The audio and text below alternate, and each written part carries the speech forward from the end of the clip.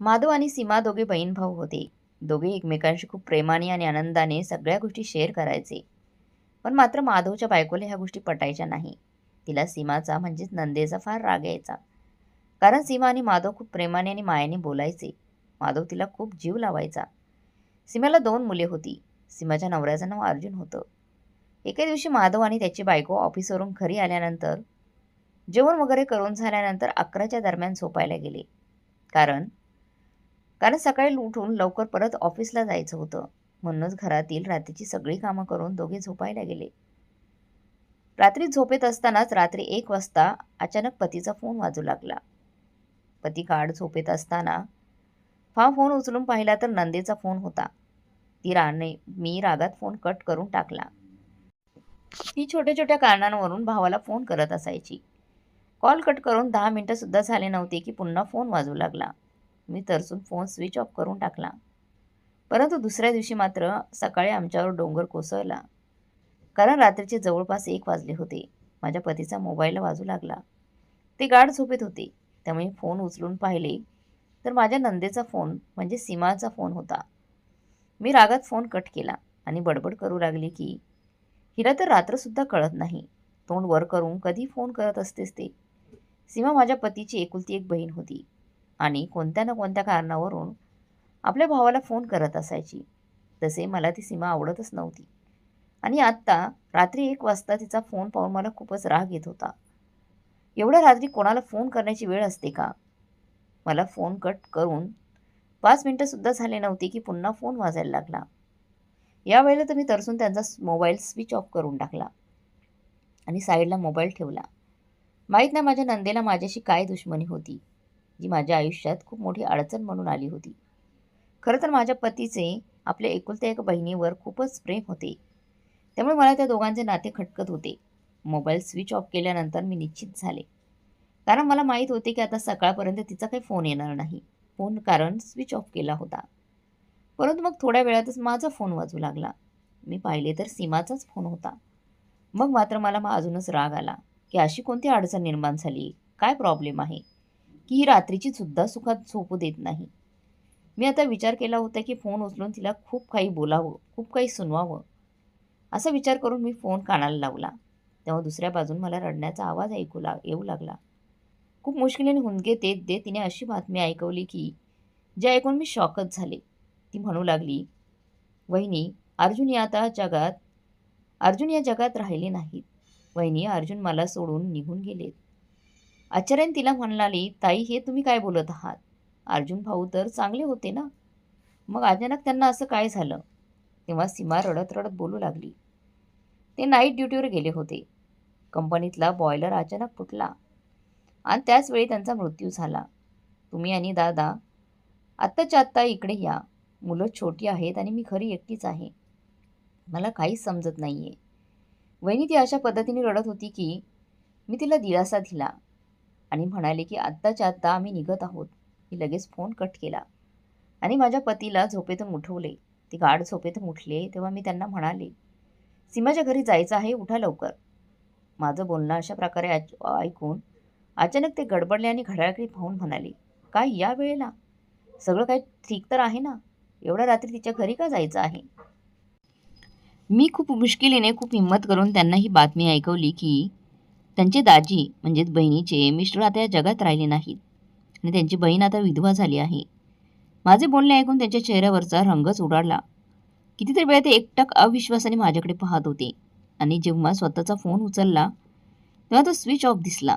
त्यांनी रागात मला विचारले, "माझा फोन स्विच ऑफ कसा काय झाला?" मी त्यांना घाबरत काहीतरी कारण सांगितले, पण ते ऐकण्याच्या मनस्थितीत नव्हते. ते बेडवरून उठले आणि कपडे घातले आणि मला सुद्धा तयार होण्यासाठी सांगितलं आणि मला म्हणाले, "मुलांना शेजारच्यांच्या घरी झोपून ये. मी आणि तू तिकडे जाऊ आणि पाहू नक्की काय झालं आहे. आता आपल्यालाच तिला पाहायचं आहे." माझे पती खूपच टेन्शनमध्ये होते. त्यांना सीमाची काळजी वाटत होती आणि अशी वेळ आली होती की मी सुद्धा काहीच बोलू शकले नव्हते. फक्त त्यांच्यामध्ये होला हो केलं. आमच्या शेजारचे लोक खूप चांगले होते. त्यामुळे माझ्या तिन्ही मुलांना त्यांच्या घरात झोपवले आणि मग मी स्वतः पतीसोबत सीमाच्या घरी गेले. सीमाने शेजारच्यांना बातमी दिली होती किंवा कदाचित तिच्या रडण्याच्या आवाजामुळे शेजारचे लोक आले होते आणि तिच्या घरी खूपच गर्दी दिसत होती. मी आणि माझे पती तिच्याजवळ गेलो तर ती आमच्या गळ्यात पडून जोरजोरात रडू लागली. थोड्याच वेळातच सायरनचा आवाज घुमू लागला. कंपनीने अर्जुनची बॉडी घरी पाठवली होती. त्यांनी सांगितले होते की अर्जुनच्या ऑफिसमधून फोन आला होता. बॉयलर फुटल्यामुळे त्याचा जीव गेला आहे. अर्जुनची बॉडीची अवस्था एवढी भयानक झाली होती की ती पाहण्याच्या लायकीची सुद्धा राहिली नव्हती. फक्त सीमालाच थोडीफार दाखवली गेली होती. आणि मग दुसऱ्या दिवशी अर्जुनचा अंतिम संस्कार करण्यात आला. अर्जुनच्या खानदानात सुद्धा जास्त लोक आले नव्हते. त्याच्या लग्न झालेल्या 2 बहिणी होत्या. आपल्या भावाच्या मृत्यूनंतर त्यासुद्धा धक्क करून 10 दिवस राहून 13वी विधी करून निघून गेल्या होत्या. मागे सीमा आणि तिची 2 मुले राहिली होती. माझ्या पतीने सीमाच्या डोक्यावर हात ठेवला आणि मग मला म्हणाले, माझी बहीण माझ्यासोबतच राहीन आणि ही तर आता माझी जबाबदारी आहे. ते ऐकल्यानंतर माझ्या डोक्यावर जणू आभाळच कोसळले. मला त्या सीमाला माझ्या घरी घेऊन जायचेच नव्हते. तिची 2 मुलं आणि ती माझ्यासाठी फक्त एक प्रकारची साडेसातीच होती. कारण माझ्या पतीचे त्यांच्या बहिणीवर खूप प्रेम होते आणि हीच एक गोष्ट तर माझ्यासाठी सहनशक्तीच्या पलीकडे होती. पण असो, ही वेळ अशी होती की जगाला काय दाखवण्यासाठी मला चांगले बनावं लागले होते. मी सुद्धा सीमाला मिठी मारली आणि म्हणाले की हो ताई, स्वतःला एकट्या समजू नका. इथून पुढे तुम्ही आमच्यासोबतच राहा. आणि मग माझ्या पतीने मला हुकूम दिला की सीमाचे सामान बांधून घे आणि तिच्या बॅगांवर मुलांचे सुद्धा कपडे भरून घे. आपण त्यांना आत्ताच्या आत्ता आपल्या घरी घेऊन जात आहोत. माझ्या मनात जाळ निर्माण झाला आहे, पण तरी मी सीमाचे सामान बांधू लागले. मी मुद्दाम सीमाला म्हणाले, ताई आता सध्या थोडंसं सामान बांधा, बाकी उरलेलं आपण नंतर घेऊन जाऊ. माझ्या डोक्यात विचार होता की काही दिवस त्यांना ठेवल्यानंतर कोणत्या कारणाने त्यांना परत पाठवून देऊ. सामान बांधल्यानंतर सीमाने एक खूप मोठी लाल पिशवी सांभाळून आपल्या बॅगमध्ये ठेवली. मी हैराण होऊन तिला विचारले, ताई त्या लाल पिशवीत अशी कोणती गोष्ट आहे की तुम्ही एवढी सांभाळून ठेवत आहात? तेव्हा सीमाताई म्हणाली, वहिनी फक्त एवढं समजा की माझी ही जीवनाची पुंजी आहे. मी सांभाळून ठेवणार आहे. आता ही लाल पिशवी माझ्या मुलांचे भविष्य आहे. ते सीमाचे बोलणे ऐकून माझे कान उभे राहिले होते. सीमाजवळ दागिन्यांशिवाय अजून काय असू शकते जे तिच्या मुलांच्या भविष्यासाठी आधार असेल? मी विचार करू लागले. एवढं तर मला माहीत होतं की सीमाजवळ खूप दागदागिने आहेत, पण त्यामुळे माझे डोके लगेच चालले की याला लाल पिशवीत नक्कीच दागिने असणार. परंतु एवढी मोठी लाल पिशवी पाहून माझे डोळे विस्फारले होते. नंतर मी सीमाचे सामान गाडीमध्ये ठेवले. तिला आणि तिच्या मुलांना घरी घेऊन आले. पण माझ्या डोक्यात फक्त एवढेच चालले होते की कशा प्रकारे तिचे दागिने जर मला मिळाले तर माझ्या जीवनाचं सोनंच होऊन जाईल. तसं पाहायला गेलं तर तिचा अर्ध दागिने माझ्या पतीनेच तिच्या लग्नासाठी बनवून घातले होते तिच्या अंगावरती. मग त्या दागिन्यावर माझासुद्धा हक्क होता. आणि हीच गोष्ट माझ्या डोक्यात चांगल्या प्रकारे बसली होती की तिच्याजवळ असणाऱ्या सर्व दागिन्यांवर माझा स्वतःचा हक्क आहे. पहिला मी विचार केला होता की सीमासोबत वाईट वागायचं, काही दिवसातच तिला या घरातून बाहेर हाकलून द्यायचं.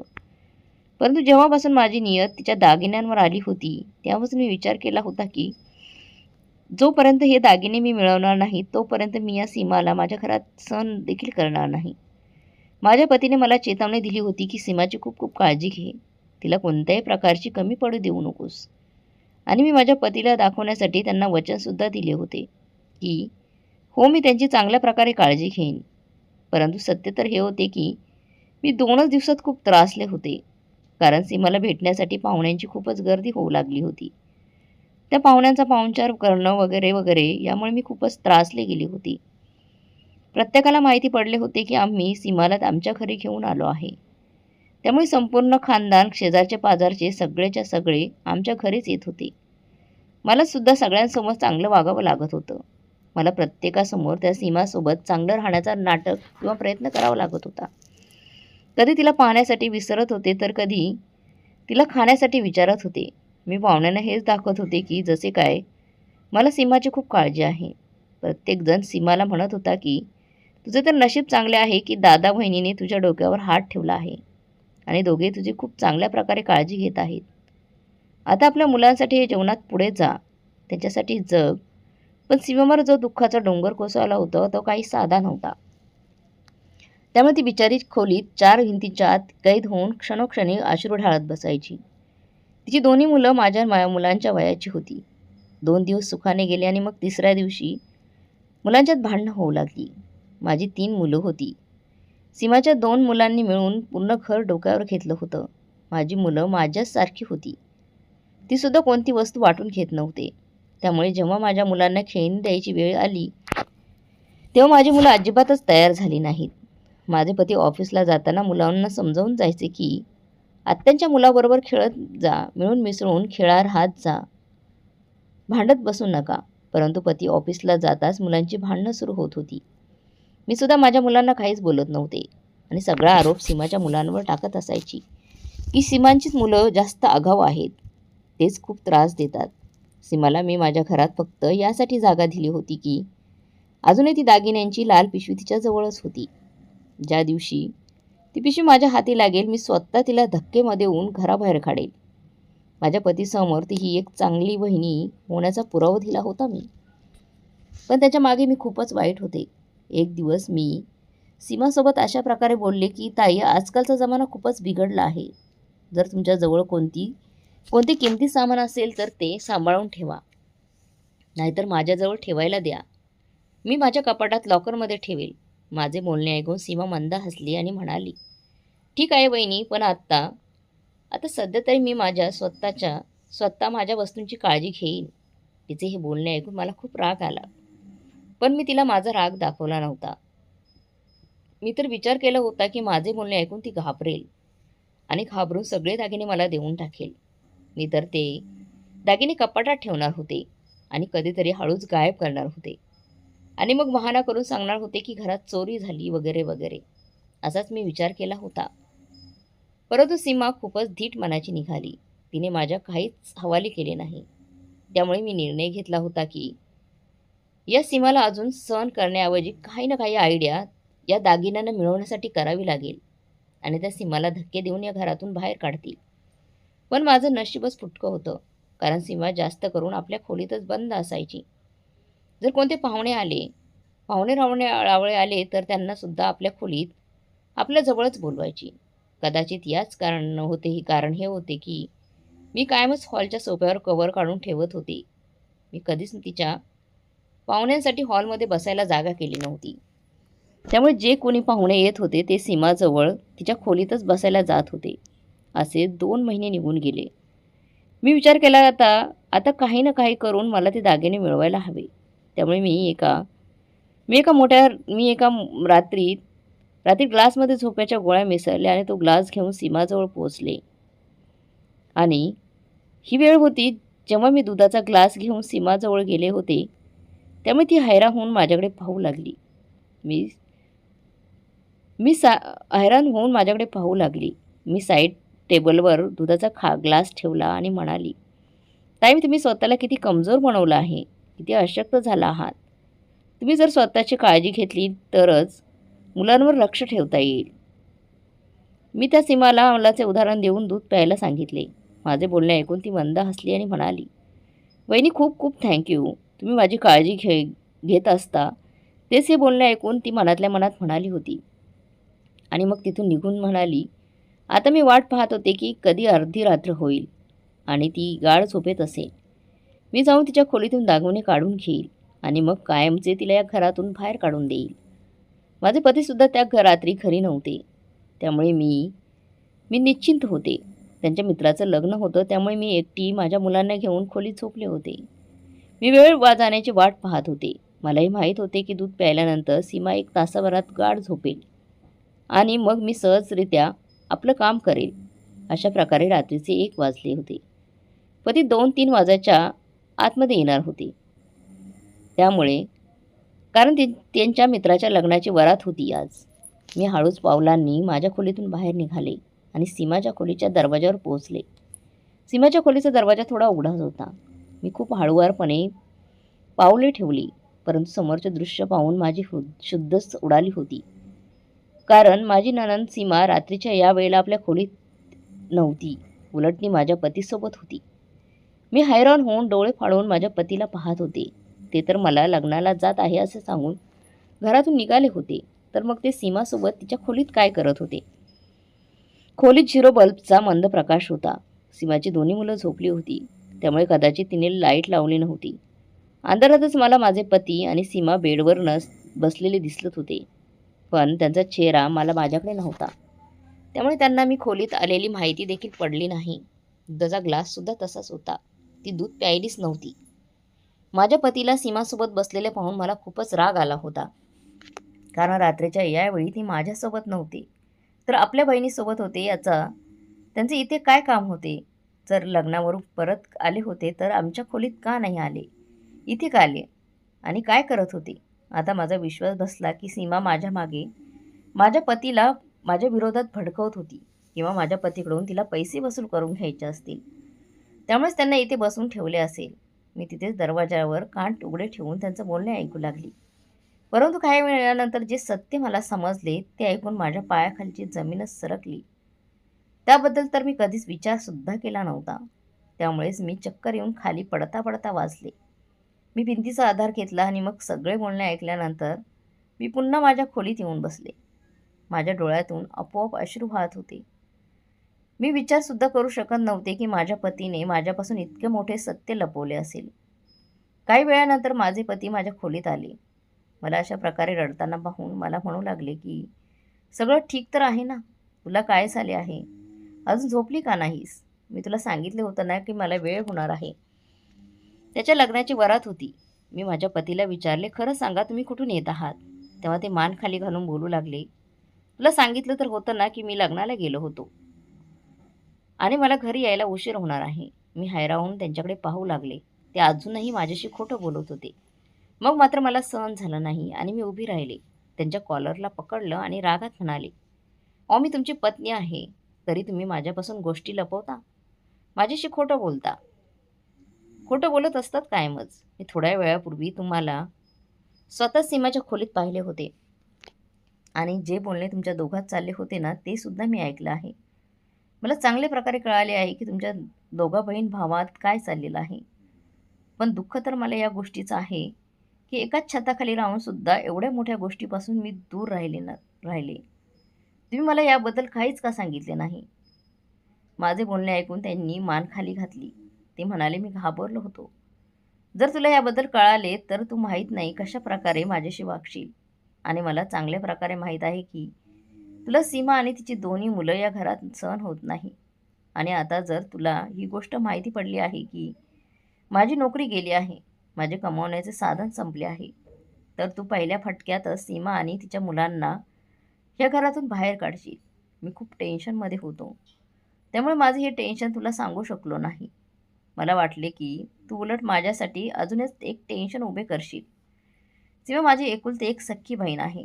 ती मला चांगल्या प्रकारे ओळखते. तिला माझा चेहरा चांगल्या प्रकारे ओळखता येतो. मागच्या 2 दिवसांपासून ती मला सारखं सारखं विचारत होती की दादा काय झालं आहे. पण मी तिच्या एवढ्या मोठ्या दुःखामुळे शांत होतो. मी आज लग्नातून लवकर घरी आलो कारण माझं मन तिथे लागतच नव्हतं. योगायोगाने दरवाजा सीमाने उघडला होता. त्यामुळे तिने लगेचच मला तिच्या खोलीत नेलं आणि म्हणू लागली, अरे दादा आता तरी मला खरं खरं सांग, नक्की काय तुला टेन्शन आहे? जर माझ्या इथे राहण्यामुळे काय टेन्शन असेल तर मी उद्या लगेच माझ्या पोरांना घेऊन इथून निघून जाते. तू तुझं जीवन सुखाने जग.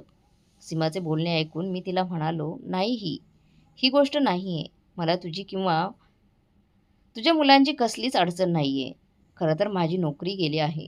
त्यामुळेच मी खूप टेन्शनमध्ये आहे की आता घर कसं चालवायचं. माझ्या बायको मुलांसोबत माझ्यावर तुझ्या आणि तुझ्या मुलांची सुद्धा जबाबदारी आहे.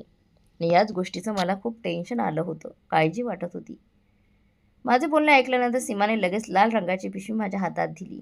म्हणू लागली, दादा यामध्ये ते सर्व दागिने आहेत जे तू मला माझ्या लग्नात दिले होते आणि ते सुद्धा दागिने आहेत जे अर्जुनने मला बनवले होते. जर हे दागिने तुझ्या काही कामी आले तर त्यात काय वाईट आहे? तू या दागिन्यांना सोनाराच्या दुकानात जाऊन मोड आणि आपले एक स्वतःचे जनरल स्टोअर खोल. तसे आपले घर ही चौकात आहे. जर तू आपल्याच घरात दुकान खोलले तर तुझा व्यवसाय चांगला चालेल. मी देवाजवळ प्रार्थना करेल की माझ्या दादाची व्यवसायात प्रगती होऊ दे, उत्तर प्रगती होऊ दे. असे बोलून सीमाने सर्व दागिने माझ्या हातात ठेवले. पण मला ही गोष्ट पटत नव्हती की मी माझ्या अनाथ बादशहांचा हक्क खाऊ. आणि माझ्या विधवा बहिणींच्या पैशाने व्यवसाय सुरू करू. त्यामुळे मी त्याला ते दागिने पुन्हा दिले. तिला म्हणालो की मी लवकरच पुन्हा नोकरी शोधेल. सीमा आणि मी हेच बोलत होतो. कदाचित तू आमचे हेच बोलणे ऐकले असेल. माझे पती मान खाली घालून बसले होते आणि मी त्यांचे बोलणे ऐकून त्यांच्या पायाशेजारी बसले. मला खूप दुःख होत होतं की माझ्या पतीने माझ्यावर विश्वास ठेवला नाही. परंतु त्याच्यात चुकी माझ्या पतीची नव्हतीच, उलट माझीच होती. मी नेहमीच त्यांची बहीण आणि तिच्या मुलांच्या विरोधात होते आणि याच भीतीमुळे माझे पती त्यांच्या आयुष्यातील एवढी मोठी गोष्ट, एवढं मोठं टेन्शन मला सांगू शकले नाहीत. एकटेच त्रास सहन करत राहिले. दुसऱ्या बाजूने सीमावर सुद्धा खूप मोठा दुःखाचा डोंगर कोसळला होता. मी एक दिवस सुद्धा तिला सुखानं त्या काळात राहू दिलं नव्हतं. कधी तिच्या मुलांना मारत होते, तर कधी त्यांना शिळं जेवण देत होते. असं वागून सुद्धा तिने माझ्यासाठी आणि माझ्या मुलासाठी स्वतःचे दागिने माझ्या पतीच्या हातात दिले होते. मी लगेच माझे सर्व दागिने काढून माझ्या पतीच्या हातात दिले आणि म्हणाले की या दागिन्यांना विका आणि या पैशाने किराणा स्टोअर खोला. सीमाताईंचा सल्ला वाईट नाहीये. खरंच आपले घर चौकात आहे. इथे आजूबाजूला कुठेच किराणाचं दुकान नाहीये. आपले दुकान खूप चांगल्या पद्धतीने जोमाने चालेल. आपण खूप प्रगती करू. सीमाताई आणि आम्ही दोघेही तुमची साथ देऊ आणि आम्ही मिळून तुमच्यासोबत उभे राहू. सीमाताईंबद्दल माझ्या मनात जो तिरस्कार होता तो आता त्यांच्या या वागण्यामुळे धुळीस मिळाला होता. मला आता माहीत पडले होते की सीमाताई एक साफ हृदयाची, खूप चांगल्या मनाची नणंद आहे. तिने आपले सगळे दागिने लगेच माझ्या पतीच्या हातात ठेवले आणि आपल्या मुलांच्या भविष्याचा सुद्धा विचार केला नाही. किती मोकळ्या मनाची होती ती. मग मी तरी का मागे हटू? काही वेळ तर माझे पती नकार देत राहिले. पण मग मी सीमाताईंना आवाज देऊन बोलावले. मी सीमाताईंना म्हणाले, मी तुमचे आणि तुमच्या भावाचं बोलणं ऐकलं आहे. मला तुमचे बोलणे पटले आहे. तुमचं सल्ला मला बरोबर वाटतं. माझं बोलणं ऐकून सीमाताई मग खुश झाल्या. मग मी माझे आणि सीमाताईंचे दागिने पतीच्या हातात दिले. माझ्या पतीने ते दागिने विकले आणि एक किराणाचं दुकान टाकलं. मी सीमाताईसोबत घरसुद्धा सांभाळत होते. आणि जेव्हा माझे पती दुकानाचे सामान घेण्यासाठी मार्केटमध्ये जात, तेव्हा आम्ही दोघे आळीपाळीने दुकान सांभाळत होतो. आम्हा दोघींच्या मेहनतीने दुकानाला खूप प्रगती होत होती. आमच्या दोघींची मुलं एका स्कूलमध्ये शिकायला जात होती. आमच्या दोघींचे प्रेम पाहून मुलांच्या मध्ये सुद्धा एकमेकांबद्दल प्रेम निर्माण झाले. मी सीमाताईंना माझ्या चुकीची माफी मागितली होती आणि वचन दिलं होतं की मला त्यांची आणि त्यांच्या मुलांची कसलीच अडचण होणार नाहीये. आज आमच्या दुकानाला 2 वर्ष पूर्ण झाले होते.